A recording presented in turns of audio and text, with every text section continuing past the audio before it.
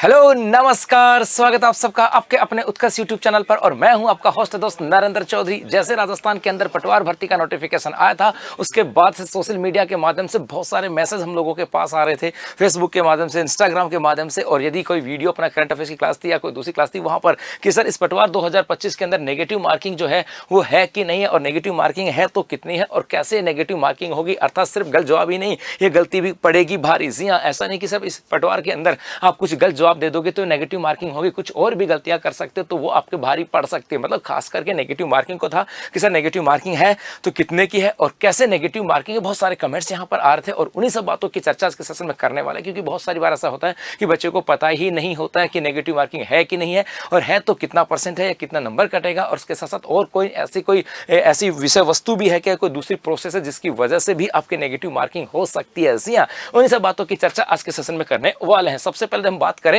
जब पटवार का नोटिफिकेशन आया था तो नोटिफिकेशन के अंदर 22वां जो बिंदु था, ये आपके 22वां बिंदु जो था उसमें था पटवारी के पदों हेतु परीक्षा की स्कीम एवं पाठ्यक्रम। तो ये यहाँ पर स्कीम थी, उसके बाद पाठ्यक्रम था। जो स्कीम थी ना, उसके नीचे एक नोट लगा करके लिखा हुआ था कि the marks obtained by a candidate in examination will be count for determining their order to merit. अर्थात जो नंबर आएंगे उसी नंबर के आधार पर यहाँ पर मेरिट बनने वाली है। मतलब इस पटवार भर्ती की बात करें, इसके अंदर जो नंबर आपके आने वाले हैं उसी नंबर के आधार पर आपकी मेरिट बनेगी। इसके अलावा यदि हम बात करें, the examination will contain multiple choice, मतलब ये मल्टीपल चॉइस टाइप का, ये ऑब्जेक्टिव टाइप का पेपर होने वाला है।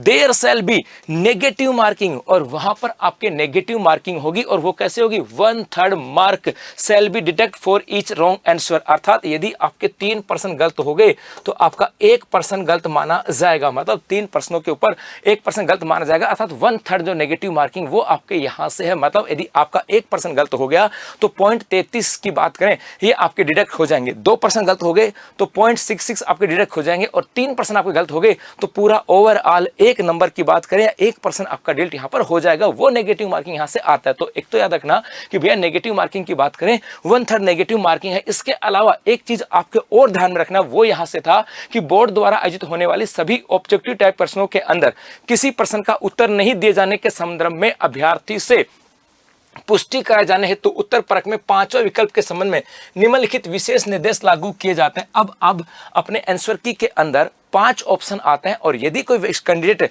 किसी प्रश्न का जवाब नहीं देता है, उत्तर गलत देता है, तो ऐसी स्थिति के अंदर कुछ विशेष निर्देश है। पहला था कि प्रत्येक प्रश्न के 5 विकल्प होंगे, ए बी सी डी अंकित रहेंगे। इनमें से अभ्यर्थी को केवल एक विकल्प को नीले बॉल पेन से गहरा गोल अपनी उत्तर पुस्तिका में सही उत्तर दर्शाने हेतु करना होगा। अर्थात 5 ऑप्शन होंगे, जो आपको लगे कि पांचों में से कौन सा बेस्ट ऑप्शन है वो आपको वहां पर अपने नीले पेन से नीले पेन से आपको गहरा करके आना। उसका था कि प्रत्येक प्रश्न के लिए विकल्पों में से केवल एक विकल्प को भरना होगा। और ये नहीं कि आपने ए भी भर दिया और बी भी भर दिया, नहीं, आपको सिर्फ एक ही भरना होगा, 2 नहीं भरने हैं। उसके बाद कहा यदि अभ्यर्थी द्वारा किसी प्रश्न को हल नहीं किया जाता है तो उसके लिए 5वां विकल्प ई को गोला गहरा करना होगा। यदि आप सपोज करो आपका कोई क्वेश्चन था, ये आपका क्वेश्चन है, और इस क्वेश्चन के यदि आंसर की बात करें, आंसर के अंदर आपके 4 ऑप्शन होंगे, ए बी सी डी और ई।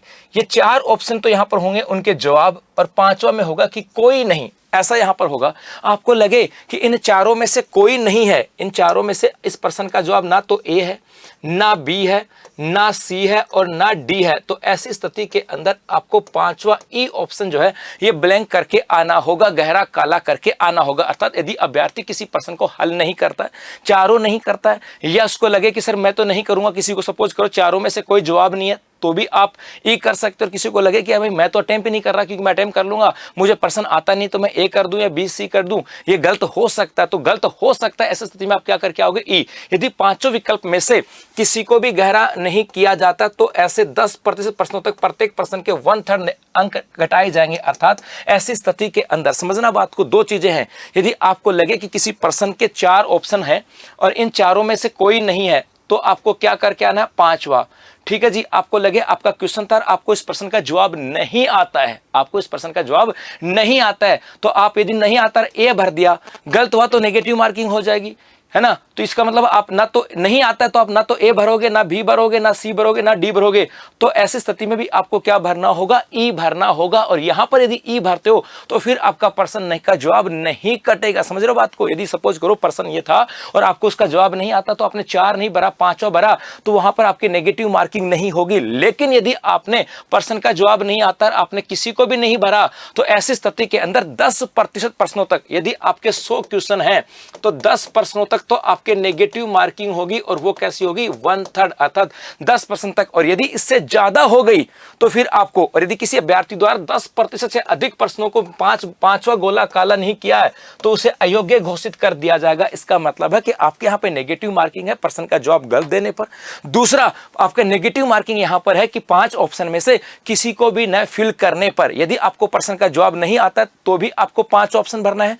और यदि आपको इस पर्सन का सही जवाब नहीं है उन 4 ऑप्शन में तो भी 5वां भरना है। तो ऐसी स्थिति में आपकी नेगेटिव मार्किंग नहीं होगी। लेकिन यदि आपने फिर भी नहीं भरा है, यदि आपको पर्सन नहीं आता है और आपने 5वां ऑप्शन नहीं भरा ई, तो अगले यदि आपने 10% तक ऐसे पर्सन नहीं भरे, 10% तक नहीं भरे, तो आपके 1/3 की नेगेटिव मार्किंग होगी। और यदि 10% से ज्यादा हो गए तो फिर आपको डिवाइड कर दिया जाएगा। सपोज करो 100 नंबर का 100 क्वेश्चन है आपके, तो 10% तक तो आपका चल जाएगा, 10% तो आपको नेगेटिव मार्किंग हो जाएंगे। लेकिन जैसे 11% हो गए, इसका मतलब कितने परसेंट होगा, 11, तो आपको इस एग्जाम से डिबार कर दिया जाएगा। और यदि आप भी कर रहे हो पटवार की तैयारी तो उत्कर्ष क्लासेस लेकर के Patwar target batch 2025 live from Jodhpur classroom. जी हाँ, जोधपुर का क्लासरूम का जो बैच है उसको आप पढ़ सकते हो, अपने घर बैठे कर सकते हो तैयारी बेहतर। और इसकी फीस जो है वो स्टैंडर्ड की फीस है 1500 रुपए और प्राइम की फीस है 2500 रुपए। लेकिन यहाँ पे चल रहा है अर्ली बर्ड डिस्काउंट ऑफर, जहां पर जिसके तहत आप जब कोर्स खरीदते हो तो आपको पटवार कूपन कोड अप्लाई करना होगा। और जैसे पटवार कूपन कोड अप्लाई करोगे आपकी फीस जो है वो 500 रुपए कम हो जाएगी। तो आपकी